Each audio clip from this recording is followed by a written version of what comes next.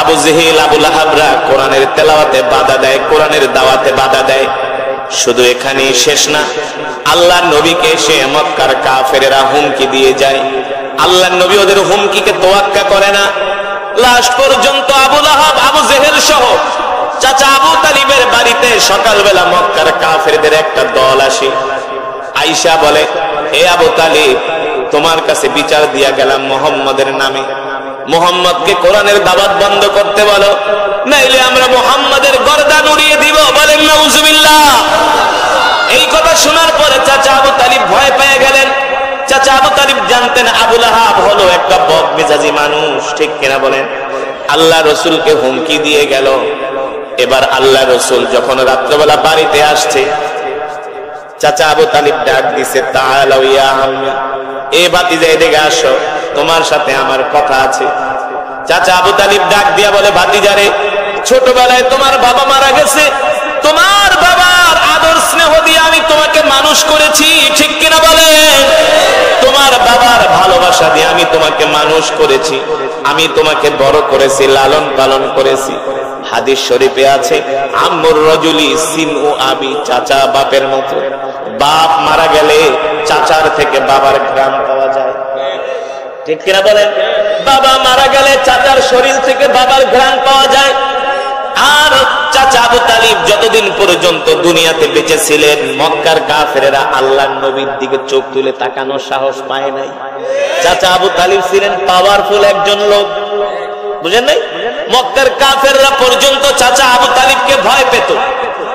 বুঝতে পারছেন কেমন পাওয়ারফুল ছিলেন চাচা আবু তালিব? ওই সমস্ত আবু লাহাবটা চাচা আবু তালিবের সামনে দাঁড়ায় কথা বলারও সাহস নাই। আল্লাহর নবী এমন চাচার ভাতিজা। এবার চাচা আবু তালিব ডাক দিয়া বলে, ভাতিজারে, মক্কার কাফের আবু লাহাব আবু জেহেলরা হলো দুষ্ট মানুষ, কোন সময় না তোমার একটা ক্ষতি করে বসে। ভাতিজা, তুমি একটা কাজ করো, আমি তোমাকে কি বলবো, তুমি যে কোরআনের দাওয়াত দাও, একটু রোয়া সোয়া দাওয়াত দাও। চাচা আবু তালিব পর্যন্ত আল্লাহ রসুলকে কোনোদিন কোরআনের দাওয়াত দিতে নিষেধ করে নাই। চাচা আবু তালিব বলতেছে, ভাতিজা, মক্কার কাফেররা আমার বাড়িতে এসেছিল। ও চাচা, গতকাল রাতে মক্কার কাফেররা আমার বাড়িতে এসেছিল। মক্কার কাফেররা আমাকে 3টা প্রস্তাব দিয়ে গেছে। 1 নম্বরে, তুমি যদি মক্কার নেতৃত্ব চাও, তাহলে তোমাকে মক্কার নেতৃত্ব দিয়ে দেয়া হবে, তারপরে তুমি কোরআনের দাওয়াত বন্ধ করে দাও। আর বাংলাদেশে কিছু দরবারি আলেম আছে, মৌলবী আছে কি আছে না? হালুয়া খাওয়াই না মৌলবী আছে। ওদেরকে যদি প্রস্তাব দিত, তুমি যদি নেতৃত্ব চাও, তোমাকে বড় মন্ত্রী বানায় দেওয়া হবে, বড় এমপি বানায় দেওয়া হবে, কোরআনের দাওয়াত বন্ধ করে দাও। দেখবেন ফতুয়া দিয়া বন্ধ করে দিত। আর আম পাবলিক রে দিলে তো কোনো কথাই নাই, হ্যাঁ, ইমানই হারা হয়ে যাইত, ঠিক কিনা বলেন? ঠিক না? আল্লাহ রসুলকে মক্কার কাফেররা প্রস্তাব দিয়ে গেলেন, এই আবু তালিব মুহাম্মদকে বলো, যদি মুহাম্মদ মক্কার নেতৃত্ব চায়, আমরা মক্কার বড় নেতা বানায় দিব মুহাম্মদকে, তার কথায় আমরা উঠবো আর বসবো। কথা বুঝছো? কত বড় পাওয়ারফুল বড় বড় নেতা ছিলেন ওরা। বলে, আমরা মুহাম্মদের কথায় উঠবো আর বসবো, মুহাম্মদকে বলো কোরআনের দাওয়াত বন্ধ করে দিতে। আল্লাহ নবী শুনতেছেন আর বলতেছেন, চাচা আর কি বলছি? বলে, শোনো ভাতিজা, মক্কার কাফেররা বলে দিছে, তোমার যদি সম্পদের প্রয়োজন হয়, মক্কার বড় ব্যাংকের চাবি তোমার কাছে দিয়ে দেওয়া হবে। যত দিনার দিরহাম লাগে, স্বর্ণ গয়না লাগে, তুমি উট ভর্তি, কাফেলা ভর্তি ভর্তি তুমি বাড়িতে নিয়ে আসবা। চাচা আর কি বলেছে? বলে, শোনো ভাতিজা, দুনিয়ার এমন কোন পুরুষ নাই যেই পুরুষেরা সুন্দরী মেয়ের প্রতি আকর্ষণ নাই, লালায়িত না। কথা কয় না? পৃথিবীর ইতিহাসে যুগে যুগে যত বড় বড় মুসলিম নেতাদের মাথা নষ্ট করেছে কাফের বেঈমানেরা সুন্দরী নারী দিয়া, ঠিক কিনা বলে? সাথে সাথে নজর ফিরে আসবে, আল্লাহ মাফ করে দিয়ে, এটা অনিচ্ছাকৃত, ঠিক কিনা বলেন? হারাম। বেগানা মহিলার দিকে তাকানো কি? জোরে বলেন, হারাম। আর বর্তমানে যুবকরা হারাম তো দূরের কথা, এইটাকে মনে করে সবচেয়ে বড় হারাম। সিনেমার পোস্টার দেখে আর জিমে। কথা কেন? কিছু যুবক আছে সারা রাত শুধু মোবাইলে ওই নায়িকা ফাইকাদেরকে দেখি, আরে বেটা, তুই যেই নায়িকাদেরকে দেখা ঘুম নষ্ট করস, এই নায়িকার ধারে কাছে তুই কোনোদিন যাইতে পারবি না। তোরে গেলে লাথি মারবো, তোরে গেলে পুলিশে পিটাইবো। তাহলে তার জন্য তোর ঘুম নষ্ট করার কি দরকার? তোর জিনা করার, গুনাহ কামানো কি দরকার? কথা বলেন, কথা সঠিক নাকি বেঠিক? সত্য নাকি মিথ্যা? অথচ আল্লাহ তাআলা কি বলতেছে? বান্দা, তুমি যদি আমার ভয়ে গুনাহ থেকে দূরে থাকো, বেগানা মহিলার দিকে তাকানোর থেকে দূরে থাকো, অহুরুন ঈন কামসালিল লুলুইল মাকনুন। যুবক রে, কেন তোমাদেরকে এত ধমকাইতেছি? দোস্ত, ভালো করে শোনো। এই দুনিয়াতে যদি একটু আল্লাহকে সন্তুষ্ট করতে পারো, মৃত্যুর পরে আল্লাহ তোমাকে এমন জান্নাত দিবে, যারা জান্নাতে যাবে তাদের জান্নাতটা হবে এই দুনিয়ার 10টার সমান, আর হুর দেওয়া হবে 70 জন। একজনকে কয়টা করে? জোরে কর, কয়টা? এই যুবক, তোর কয়টা মেয়ে দরকার? তোরে আল্লাহ 70টা দিবে। তাও কি কেমন হুর? আল্লাহর কোরআন বলছে, আমি বানায়া বলি না। কেমন সুন্দরী হুরেরা, ভালো করে শোনো, ভালো করে শোনো। আমি যখন মিশরে পড়াশোনা করতাম, যখন ফার্স্ট মিশরে গেছি, মিশরের রমণীদের মতো এত সুন্দর রমণী পৃথিবীতে নাই। মিশরে আরে পুরুষরাই তো সুন্দর, আর নারীদের কি অবস্থা? মাঝে মাঝে আমরা মিশরের কিছু বড় বড় মার্কেটে যাইতাম আতর কিনতে। মিশরি রমণীরা যখন বোরকা পরে আসতো, এক একটা 5 ফিট 7 ইঞ্চি লম্বা, দেখতে যেমন লম্বা সুন্দরী। যারা সুন্দরী রমণী বোরকা পরলে বোঝা যায় যে এটা সুন্দর, ঠিক কিনা বলে? মিশরের এক শায়েখ আমাকে ডাক দিয়ে বলে, ইনতা বাঙালি, উনজুর, তাকায় দেখ কি সুন্দর। শোন, ওরা আর কি সুন্দর, ওদের চাইতে আল্লাহ তাআলা জান্নাতে এমন হুর বানায় রাখছে। এটা কিছু মিশরি নারীদেরকে দেখলে বোঝা যায় যে আল্লাহ কত সুন্দর হুর বানাইছে। কি ওই সমস্ত হিন্দু মিন্দু নায়িকা ফাইকা? আল্লাহ তাআলা কোরআনের মধ্যে বলছেন, কেমন সুন্দরী হুর তোমাদেরকে দেওয়া হবে। অহুরুন ঈন কামসালিল লুলুইল মাকনুন। আল্লাহ তাআলা বলে, তোমাদের কেমন হুর আমি দিব, যাদের চোখ দেখলে তোমরা পাগল হয়ে যাবা। এমন আনত নয়ন চেহারা, তাকাইলে শুধু তাকাই থাকতে মন চাইবে। হাদাইকা ওয়া আনাবা ওয়া কাওয়াইবা আতরাবা। আল্লাহ তাআলা বলে, আমি তোমাদেরকে এমন জান্নাত দিব, যে জান্নাতের ভিতরে থাকবে আঙ্গুরের বাগান। কিসের বাগান? ওয়া কাওয়াইবা আতরাবা। আল্লাহ তাআলা বলে, আমি তোমাদেরকে এমন হুর দিব জান্নাতে, স্ফীত বক্ষ বিশিষ্ট তরুণী। স্ফীত বক্ষ বিশিষ্ট তরুণী, এটা সহজ বাংলা কি হয় আমি আর বললাম না। পৃথিবীতে এমন কোন পুরুষ নাই যেই পুরুষ কিনা সুন্দরী মেয়েকে বিয়ে করতে চায় না, ঠিক কিনা বলেন? আমি ঢাকার একটা মসজিদে নামাজ পড়াইতাম, রহিম মেটাল মসজিদ, তেজগাঁও নাবিজপুর, নাম শুনছেন? বাংলাদেশের সবচেয়ে বড় মসজিদ। একসাথে 5000 মানুষ নামাজ পড়ে, এখন পরে 30,000। বিশাল 3 তলা মসজিদ, বাংলাদেশের সবচেয়ে বড় মসজিদ, একতলা, রহিম মেটাল। 5000 মানুষ শুধু নিচতলায় নামাজ পড়ে। এবার বুঝেন না? বুঝছেন? এই মসজিদে আমি নামাজ পড়াইতাম। একবার রমজান মাসে মসজিদের বারান্দায় বসে বসে কি করতেছি, কোরআন শরীফ পড়তেছি, কোরআনুল কারীম, কারণ তারাবি পড়াতে হবে। তো আসরের নামাজের পরে দেখি দুইটা, একটা ল্যাংড়া আর একটা হচ্ছে অন্ধ, কানা। ল্যাংড়া আর কানায় দুইজনের লাগে ঝগড়া লাগছে।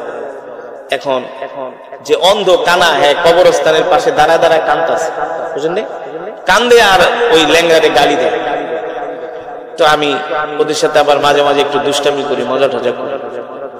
তা আমি দৌড়ায় গেছি, এই কানা, তুই কান্দস কে? হুজুর, আজকে আমারে শেষ করে আলাইছে ওই ল্যাংড়া। আমি কি হইছে? প্রতিদিন আসরের নামাজের শেষে আমি এই যে মসজিদের গেটে দাঁড়াই, মানুষ আমারে চিনে, আপনিও তো চিনেন, আমারে সবাই টাকা পয়সা দেয়। আজকে আমি আইসা আসরের সময় গেটে দাঁড়াইছি। এখন ল্যাংড়া আমার কি কয়, তুই কি বলো? তুই দাঁড়াবি মসজিদের গেটে, তুই কবরস্থানের গেটে দাঁড়াইছিস। আসলে দাঁড়াইছে কোন জায়গায়? কথা কয় না, দাঁড়াইছে মসজিদের গেটে, হয়তো অন্ধ, একটা চোখে দেয় না।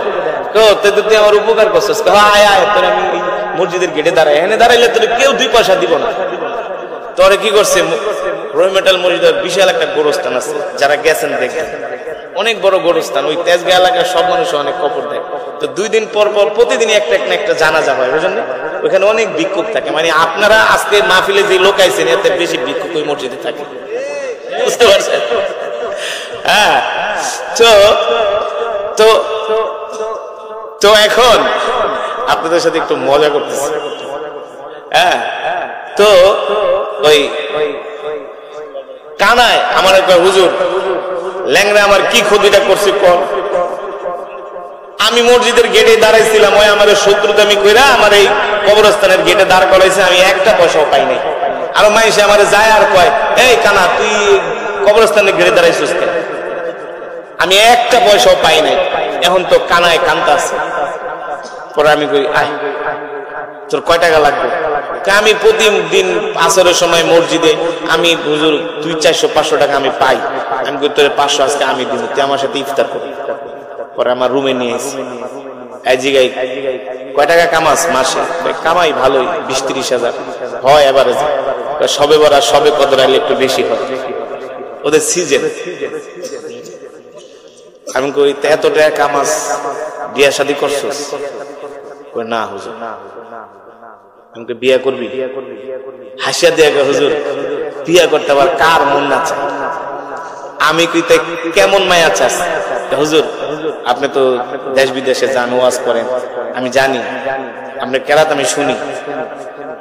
চোখে দেখে না, কিন্তু ওদের শ্রবণ শক্তি, ওরা সব বলতে পারে, সব দেখে। চোখে দেখে না, কিন্তু ওরা অনুমান করে সব বলতে পারে। হুজুর যদি পারেন আমার জন্য একটা সুন্দরী মায়া দেখেন।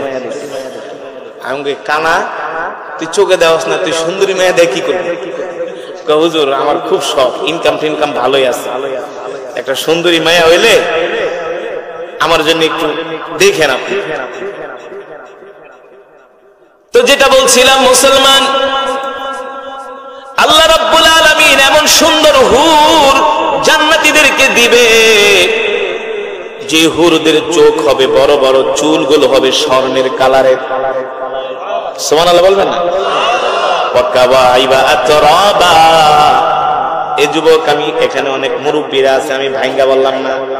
তোমরা মোবাইলে কোরআন তেলাওয়াতে যায় সার্চ দিবা, 30 পারার সূরা নাবা, এই আয়াতটা ভালো করে দেখবা, 2য় পৃষ্ঠা, ওয়াকাওয়াইবা আতরাবা।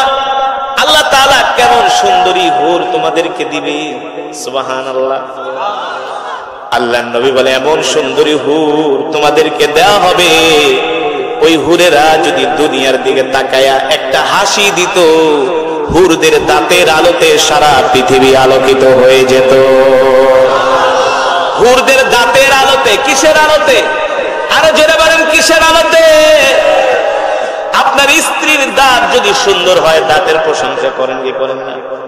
দাঁত সুন্দর হওয়া এটা কিন্তু চারটিখানি কথা না, ঠিক কিনা বলেন? দাঁত সুন্দর হলে দেখতে ভালো লাগে। আল্লাহ নবী বলেন হুরদের দাঁতগুলো এত সুন্দর হবে, ওই হুর যদি দুনিয়ার দিকে তাকে একটা হাসি দিত, দাঁতের আলোতে সারা পৃথিবী আলোকিত হয়ে যেত। সাহাবায়ে কেরাম প্রশ্ন করলেন, গো আল্লাহর নবী কেমন সুন্দর হুর হবে? আল্লাহর নবী নিজেই লজ্জা পেয়ে গেলেন। শোনো, ডিম ভাঙলে ডিমের কুসুম যেমন নরম, হুরদের শরীরও হবে তার চেয়ে আরো নরম।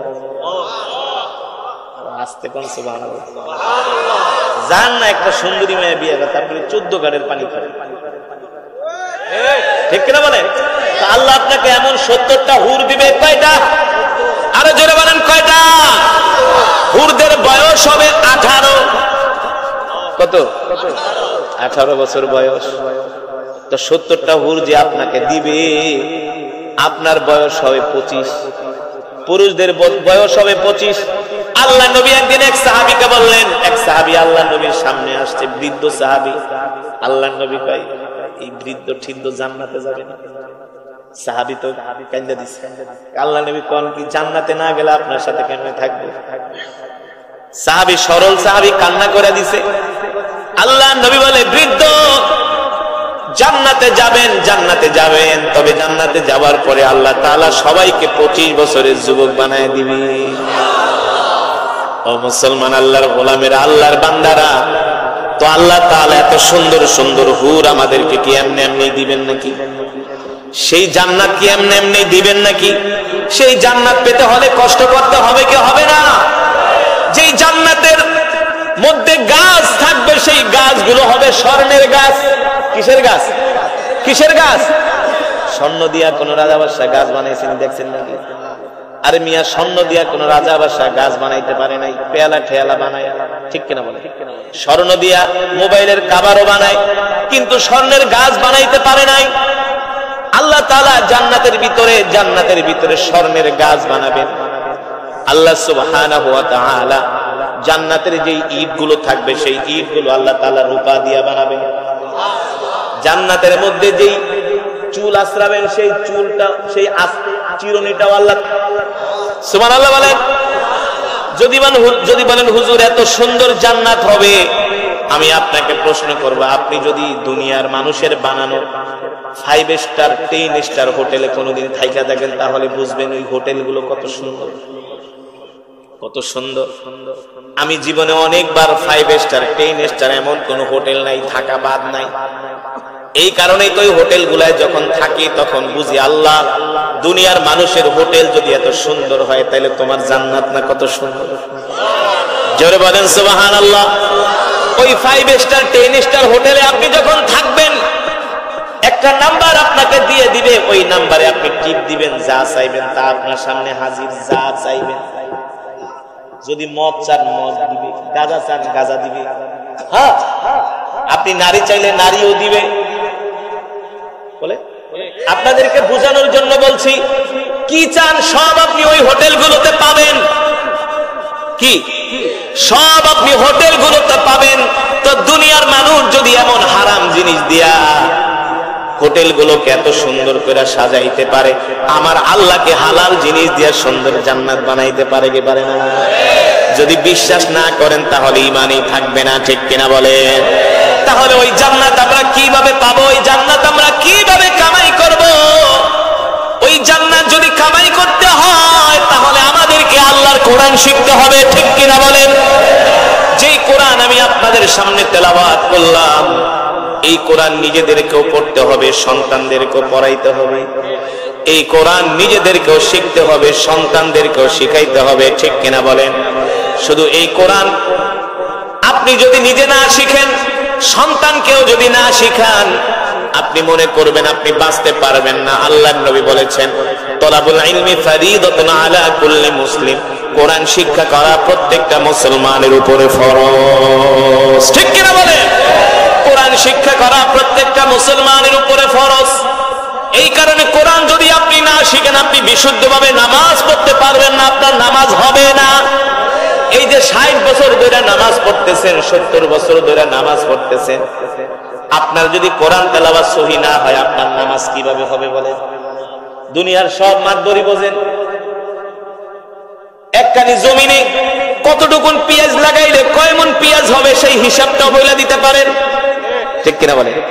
ব্যবসায়ী হিসাব জানেন, সব হিসাব জানেন, কিন্তু কোরআন তেলাওয়াত করতে জানেন না, কোরআন তেলাওয়াত পারেন না। বাবারে, এত সোজা না, এত সোজা না। আল্লাহ তাআলার কাছে পুঙ্খানুপুঙ্খানুভাবে হিসাব দিতে হবে, ঠিক কিনা বলে? আর সমস্ত গুনাহ ছেড়ে দিতে হবে। 5 ওয়াক্ত নামাজ জামাতের সাথে পড়তে হবে। কয় ওয়াক্ত নামাজ? আরে জোরে বলুন, কয় ওয়াক্ত নামাজ? যারা মুমিন, যারা 5 ওয়াক্ত নামাজ জামাতের সাথে আদায় করবে, আল্লাহর নবী বলেন তাদের জন্য জান্নাত হলো মৃত্যুটা শুধু বাকি। মৃত্যু হবে আর আল্লাহ তাআলা সোজা জান্নাতে প্রবেশ করাবে। সুবহানাল্লাহ বলেন। তাহলে আজকের মাহফিল থেকে আপনারা ওয়াদা করেন, জীবনে যতদিন বাঁচবেন আর কোনোদিন নামাজ ছাড়বেন না। রাজি আছেন? নামাজ পড়বেন তো? হাত ওঠান। কয় ওয়াক্ত? আরো জোরে বলেন, কয় ওয়াক্ত? কয় ওয়াক্ত? মাশাআল্লাহ, হাত নামান। ফজরের নামাজ বাদ দিয়া আপনাদের এলাকায় জুমার নামাজে কেমন মুসল্লি হয়? কেমন? মসজিদে জায়গা দেওয়া যায় না, বারান্দাও জায়গা দেওয়া যায় না। অজুখানায়ও দাঁড়ায়, আছে না কিছু নামাজি? 1:30 বাজে 1:25 ঘর থেকে বের হয়, লুঙ্গি একটা লেসরাইতে টুপি একটা মাথায় দেয়, উত্তর দিকে ফিরাইয়া। এমন কোন মুসল্লি আছে না জামা গায়ে দেয়, 2টা বুতাম লাগায় 3টা খোলা রাখে, ঢলতে 1:25 এসে মসজিদে ঢুকে। যখন ইমাম সাহেব নামাজে দাঁড়ায় তখন ছোট বাচ্চাদেরকে তখন নামাজ পড়া লাগবে, কাতারেতে সরায় দেয়, নিজে খুব বড় নামাজি, ঠিক কিনা বলে? এমন নামাজি হলে চলবে নাকি? হ্যাঁ, তাহলে যেটা বললাম, আপনাদের এলাকায় মসজিদে, জুমার মসজিদে জায়গা দেওয়া যায় না, এমনকি অজুখানায়ও জায়গা দেওয়া যায় না, অজুখানায়ও জায়গা দেওয়া যায় না। এত মুসল্লি ওই মসজিদে একটু ফজরের সময় আইসা দেখে, মাঝে মাঝে ইমাম সাহেব আর মুয়াজ্জিনার 2 জন বৃদ্ধ, যাদের বয়স 70। কারণ বৃদ্ধ মানুষ তো এমনি কম ঘুমায়, মানুষের বয়স যখন বাড়ে খাওয়াও কমে যায়, ঘুমও কমে যায়। হ্যাঁ যুবক, কি মনে করছে? মানুষ যখন বৃদ্ধ হয় খাবারও কমে যায়, ঘুমও কমে যায়, ঠিক কিনা বলেন? ও বাবা, আপনাদের হাতে ধরে পায়ে পড়ে যদি আল্লাহর ওই জান্নাত পেতে চান, আল্লাহর নবী দ্বীনের জন্য কত কষ্ট করেছেন, সাহাবায়ে কেরাম কত কষ্ট করেছেন, তাবেঈন তাবে তাবেঈনরা কত কষ্ট করেছেন, সিদ্দিকিন শুহাদায়ে সালিহিনরা কত কষ্ট করেছেন রে বাবা। আমাদেরকে ওই দ্বীনের জন্য কষ্ট করতে হবে, আল্লাহর হুকুম মানতে হবে, 5 ওয়াক্ত নামাজ জামাতের সাথে আদায় করতে হবে, ঠিক কিনা বলেন? রাজি আছেন? আজকে আপনাদেরকে জান্নাতে যাবার একটা সহজ একটা পদ্ধতি শিখায় দিই। শিখাবো? বলবো? এই কথাটা বলেই আজকের বয়ান শেষ, এই কথা বলেই বয়ান শেষ। মুসল্লিদেরকে যারা তোবারক খাওয়াবেন, তোবারক নিয়ে আসেন। আমার আর ওয়াজ চলবে মাত্র 5 মিনিট। সভাপতি বয়ান করবে? না না, শোনেন, মাহফিলের সভাপতি সাহেব আছে, হুজুর চলে আসছেন, নেয়ামতুল্লাহ সাহেব হুজুর, মাওলানা নেয়ামতুল্লাহ ফরিদ হুজুর দামাত বারকাতুহুল আলিয়া চলে আসছে আপনাদের সামনে। শোনেন যেটা বলছিলাম, আল্লাহ নবী বলছেন, উম্মত তোমরা যদি একটা সূরা আমল করো, ইন্তেকালের সাথে সাথে আল্লাহ তাআলা তোমাদেরকে জান্নাত দিয়ে দিবে। কেউ যদি প্রতিদিন ইশারের নামাজের পরে একটা সূরা, মাশাআল্লাহ, কোন সূরা? সূরাতুল মুলক। আল্লাহর নবী বলেন, কেউ যদি ইশারের নামাজের পরে সূরাতুল মুলকের তেলাওয়াত করে, আল্লাহর নবী বলেন তার ইন্তেকালের পরে যদি আল্লাহ তাকে জান্নাত না দেয়, তাহলে সূরাতুল মুলক আল্লাহর সাথে ঝগড়া করবে যে আল্লাহ আমাকে সেই দুনিয়ার জমিনে পড়েছে, আপনি কেন তাকে জান্নাত দিবেন না? সুবহানাল্লাহ বলেন। কিন্তু শর্ত হলো নামাজ আদায় করার পরে করতে হবে, নামাজ ছাড়া না। কি? সিলেটের এক মাহফিলে আমি বলছিলাম, কেউ যদি সূরাতুল ইখলাস 1000 বার তেলাওয়াত করে, আল্লাহর নবী বলেছেন আল্লাহ তাআলা তার জন্য 300টি রিজিকের দরজা খুলে দিবে। কয়শটি? 300টি। একটা বন্ধ হইলে আরেকটা, একটা বন্ধ হইলে আরেকটা। তো এক সিলেটি যুবক আমাকে হুজুর, আপনি সত্যি কইছেন যে সূরাতুল ইখলাস পড়লে আল্লাহ তাআলা জান্নাত দিবেন? তুমি পড়ো। হুজুর আমার লাগা দোয়া করো, আমি লন্ডন যাই। ঠিক আছে, তানে লন্ডন যাই, বুঝছেন? আমার লাগা দোয়া করো খারিসা, এতবার লন্ডনের লেগা ট্রাই করি, ভিসা পাইনি। ঠিক আছে, তুমি সূরাতুল ইখলাস 1000 বার পড়বা প্রতিদিন, 40 দিন আমল করো, আর পাসপোর্টটা জমা দাও, দেখবা আল্লাহ তোমার ভিসার ব্যবস্থা করে। তো আমি 6 মাস পরে সিলেটে গেছি মাহফিল। সিলেটের ওই দিকে প্রচুর প্রোগ্রাম। তো সিলেটের মানুষ তো আল্লাহ আল্লাহ, ওই দিনের বেলা ওয়াজ করলো 10,000 মানুষ, আর শুধু মাগরিবের পরে যদি শোনে কারি সবাই পঙ্গপালের মতো যুবকরা, বেশিরভাগ হলো যুবক। আলহামদুলিল্লাহ, সিলেটের মানুষের একটা গুণ আছে, সিলেট চিটাগাং চলে আসে। তো আমি 6 মাস পর মাহফিলে গেছি, ওই যুবকের সাথে দেখা। কোবা খিদা খারি সাহেব কি কইলা না কইলা, তুমি কইলা যে 1000 বার সূরাতুল ইখলাস পড়লে ভিসা পাও, তো খিতা আমল করলাম ভিসা পাইলাম না, তুমি খিতা খয়া গেলা। আমি কি ভিসা পাও নাই না, সূরাতুল ইখলাস পড়ছিলা, বিশ্বাস করুক সূরা ইখলাস 1000 বার পড়ার লাই আমি 1000 দানার একটা তাসবিহ দিছি। প্রতিদিন আমি এই সূরা পড়ি যাতে আমি লন্ডনের ভিসাটা পাই। পাশের থেকে তার কাজিন চাচাতো হয়ে গেল, হুজুর সে সূরা পড়ছে ঠিকই, নামাজ একক তো পড়ে না, নামাজ একক তো পড়ে।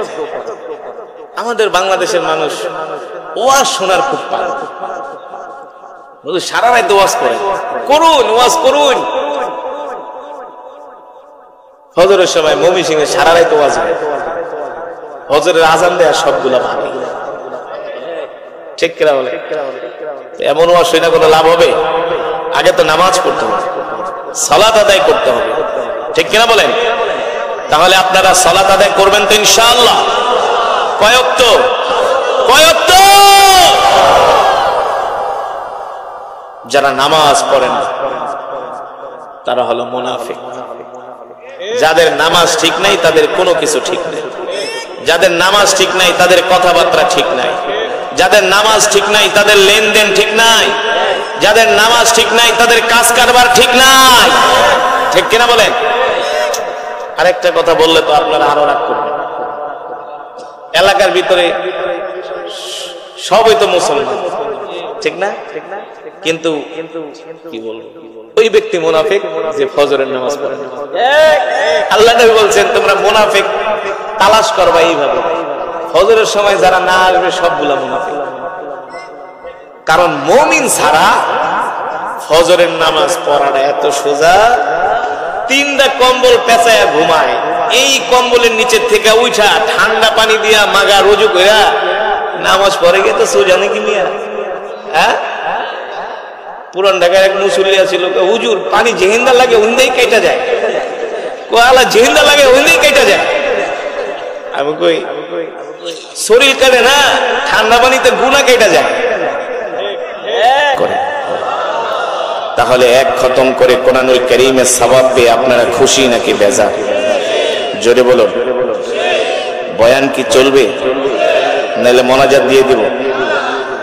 আপনাদের এই মাহফিলে যেই লোক, আমি জোহরের পরে বয়ান করলে এর চেয়ে বেশি লোক হয়, কিন্তু আমি নগরকান্দা, সালথা, ওইদিকে মানিকগঞ্জ কিছু জায়গা আছে, এদিকে মাদারীপুর, ওয়াজে লোক আসে না। এটা কি সব গাঞ্জা খাওয়ার পাবলিক নাকি? হ্যাঁ, জারি গান শোনার পাবলিক না? করেন কি? কই লোক নাই, ব্যাপারটা কি? এখানে একটা নায়িকা গায়িকা আনলে তো 10 মাঠে জায়গা দেওয়া যেত না। এই মিয়া, কারি আসাদের মতো একজন কারি সাহেব আনছেন, মাঠের অর্ধেকও ভরে নাই। আপনাদের এলাকাবাসীর তো লজ্জা থাকা উচিত। মিয়া চিনবো না কেন? চিনবো কে? মমতাজরে চিনবো? কারে চিনবো? কপাল তো পুড়ে গেছে। গজব তো এই কারণেই আসে, বর্তমানের মুসলমান কিছু আছে এটি আবু জেহেলের চেয়েও খারাপ, ঠিক কিনা বলেন? দাওয়াত হিকমতের সাথে দিতে হয়, মাঝে মাঝে আবার কিছু গরম কথাও বলতে। আরে আবু জেহেল তো কোরআন শুনতে আসতো, তাহলে কি আপনাদের এলাকার মানুষ আবু জেহেলের চেয়েও খারাপ হয়ে গেছে? আবু জেহেল ঈমান এনে নেই, তারপরে কোরআন শুনতে আসতো। মিথ্যা কথা বলছি? বানায় বলছি?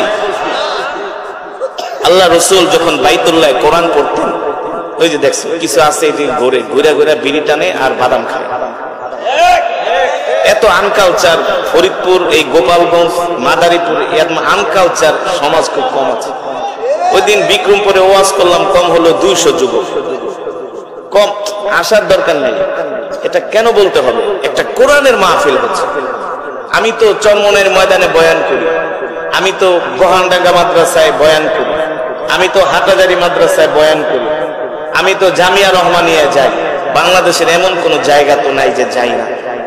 আমি তো এই নিয়ামতুল্লাহ ফরিদি সাহেব যে মাদ্রাসার মোহতামিম জামিয়াতুস সুন্নাত আমি আসছি অনেকবার। আসলে কষ্ট লাগে।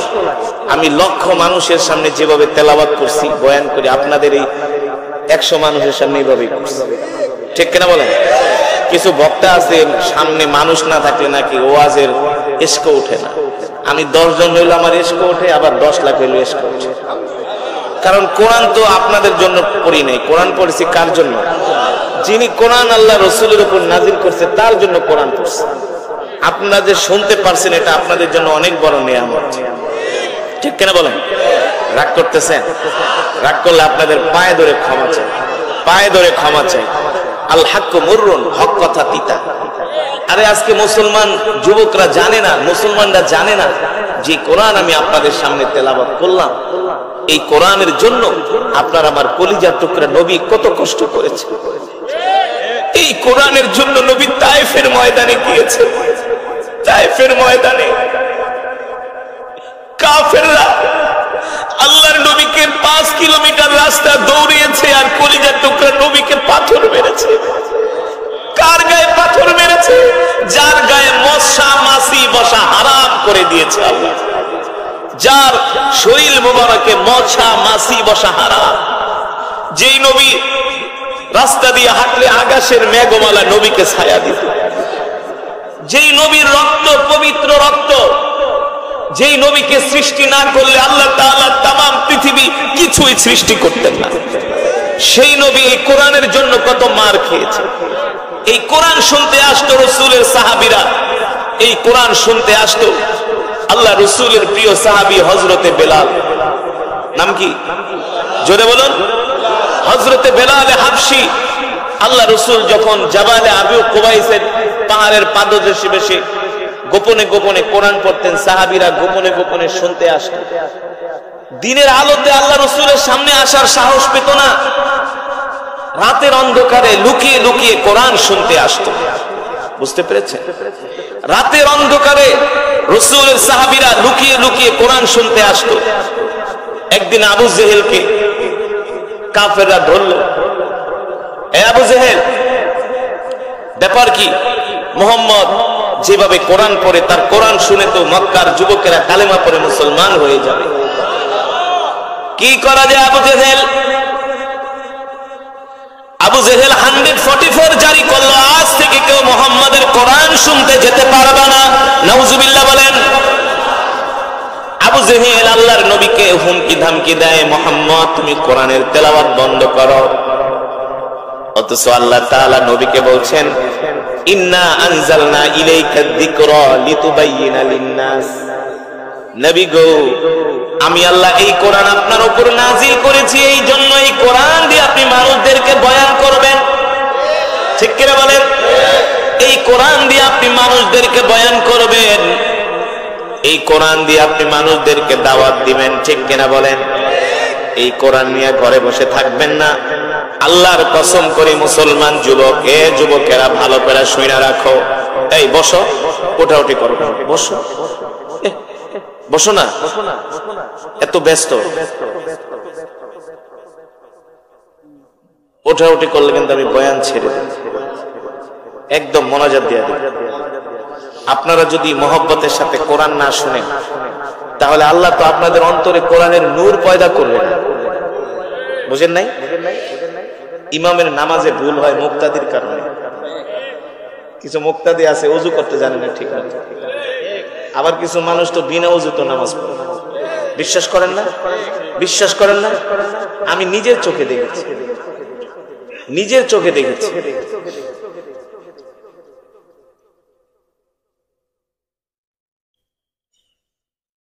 আল্লাহ তাআলা মানুষদেরকে হেদায়েত নসিব করুন। কষ্ট পাচ্ছেন?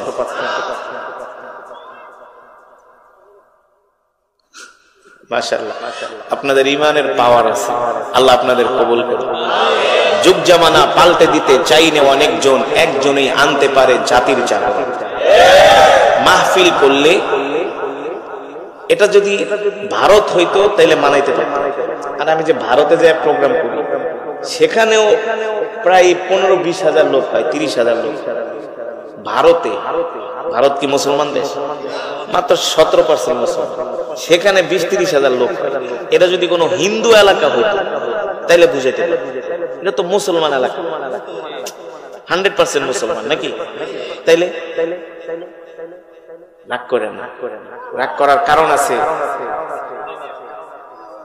মুসলমান আল্লাহর গোলামেরা, আল্লাহ রাব্বুল আলামিন আল্লাহ নবীর উপরে কোরআন নাজিল করলেন আর বললেন, নবী আপনার উপরে যে কোরআন নাজিল করেছি এই কোরআন নিয়ে আপনি ঘরে বসে থাকবেন না। ও যুবক বন্ধু, ও বাবারা, মায়েরা, ভালো করে শুনে রাখেন, আমি যে কোরআন বললাম, আপনারা যে কোরআন শুনতে আসছেন মনে করছেন আপনারা অনেক বড় কিছু করে ফেলেছেন। 3 ঘন্টা ওয়াজ শুনে মনে করছেন জান্নাত কামাই করে ফেলেছেন, আল্লাহর সন্তুষ্টি অর্জন করে ফেলেছেন। এত সোজা রে দোস্ত, এত সোজা না। এই কোরআনের জন্য আল্লাহর নবী 63 বছর জিন্দেগিতে সরাসরি 27 বার যুদ্ধের ময়দানে গিয়েছেন। এই কোরআনের জন্য সাহাবীরা জীবন দিয়েছেন, এই কোরআনের জন্য সাহাবীরা রক্ত দিয়েছেন। এই কোরআন শুধু আল্লাহ তেলাওয়াত করার জন্য নাজিল করে নাই, এই কোরআন শুধু খতম করার জন্য আল্লাহ নাজিল করে নাই। বাপ মরে যাবে, 40 দিন পরে 10টা গরু জবাই করায়া 100 ইমাম দাওয়াত দিয়া জনমের মতো খিচুড়ি খাইবেন, এই কারণে আল্লাহ কোরআন নাজিল করে নাই। ঠিক কিনা বলে? আল্লাহ কোরআনে কি বলছেন? আলা লাহুল খালকু ওয়াল আমর তাবারাকাল্লাহু রাব্বুল আলামিন। আলা লাহুল খালকু ওয়াল আমর তাবারাকাল্লাহু রাব্বুল আলামিন। আল্লাহ রাব্বুল আলামিন বলেন, নবী মক্কার কাফেররা আপনাকে কোরআনের কথা বলতে দেয় না, মক্কার কাফেররা কোরআনের তেলাওয়াতে বাধা দেয়, মক্কার কাফেররা আপনাকে দ্বীনের দাওয়াত দিতে দেয় না, মক্কার কাফেররা আপনাকে দ্বীনের দাওয়াত দিতে বাধা দেয়। আপনি মক্কার কাফেরদেরকে ভয় করবেন না, আপনি বুক উঁচু করে মক্কার কাফেরদের সামনে ঘোষণা করে দেন, এ মক্কার কাফেররা শুনে রাখো, আজ থেকে আমি আল্লাহর পয়গম্বর মুহাম্মদ সাল্লাল্লাহু আলাইহি ওয়াসাল্লাম ঘোষণা করতেছি, আলা লাহুল খালকু ওয়াল আমর তাবারাকাল্লাহু রাব্বুল আলামিন। এ মক্কার কাফেররা শুনে রাখো, আমি আল্লাহর পয়গম্বর মুহাম্মদ সাল্লাল্লাহু আলাইহি ওয়াসাল্লাম ঘোষণা করতেছি, তোমরা কোরআনের তেলাওয়াতে বাধা দাও, তোমরা কোরআনের বয়ানে বাধা দাও, তোমাদের বাধা চলবে না। আজ থেকে আমি ঘোষণা করে দিলাম, আসমান যার আইন চলবে তার। ঠিক কিনা বলে? জমিন যার বিধান চলবে তার। শুধু কোরআনের তেলাওয়াত শুনলেই হবে না, কোরআনের বয়ান শুনতে আসলেই চলবে না। আল্লাহর জমিনে আল্লাহর কোরআনের রাজ কায়েম করতে হবে। ঠিক কিনা বলেন? আপনি আমি সারা জীবন কোরআনের বয়ান শুনলাম, আর রাষ্ট্র পরিচালনা করলো সুদখোর ঘুষখোরেরা, রাষ্ট্র পরিচালনা করলো মদখোরেরা। ঠিক কিনা বলেন? যারা রাষ্ট্র পরিচালনা করেছে ইতিপূর্বে 50 বছর যারা রাষ্ট্র পরিচালনা করেছে, 100-র ভিতরে 90 জনের চরিত্রের কোনো ঠিক নাই, 90 জনের চরিত্রের কোনো ঠিক নাই। তারা ঠিক মতো নামাজই পড়ে না, রোজাও রাখে না, মদ খায়, মদ খায়, মদ খায়, জিনা করে। ঠিক কিনা বলেন? ওদের নেত্রীরাই বলেছে, ওদের নেত্রীরাই বলেছে নেতাদের চরিত্র এমন চরিত্র, নাউজুবিল্লাহ বলেন, ফুলের মতো পবিত্র। ওই নেতাদের চরিত্র সম্বন্ধে যদি আপনারা জানতেন, যারা 50 বছর রাষ্ট্র পরিচালনা করেছে, একটারও চরিত্রের ঠিক নাই, তাহলে রাষ্ট্র পরিচালনা কারা করবে? কারা? রাষ্ট্র পরিচালনা হবে আল্লাহর কোরআন দিয়া। এই কোরআন তো খতম করার জন্য শুধু নাজিল হয় নাই, তারাবি পড়ার জন্য নাজিল হয় নাই, জার ফুক দেওয়ার জন্য কোরআন নাজিল হয় নাই। এই কোরআনের আইন সংসদ থেকে পাস করতে হবে। ঠিক কিনা বলেন? আল্লাহর জমিনে আল্লাহর কোরআনের রাজ কায়েম করতে হবে। এই যুবক, তুমি কি মনে করছো হাসরের ময়দানে আল্লাহর নবী দাঁড়ায় থাকবে, জিবরাইল এসে বলবে, ইয়া মুহাম্মদ ইশফা তুশাফা, আল্লাহ তাআলা আপনাকে নির্দেশ দিয়েছেন আপনি আপনার উম্মতদের জন্য সুপারিশ করেন, যার জন্য সুপারিশ করবেন তাকে আল্লাহ জান্নাত দিবে। তখন আল্লাহ নবী তাদের জন্য সুপারিশ করবেন, কাদের জন্য? যারা দুনিয়াতে আল্লাহর কোরআনের কথা বলেছে, হক কথা বলেছে। এই কোরআনের জন্য, কোরআনের কথা বলতে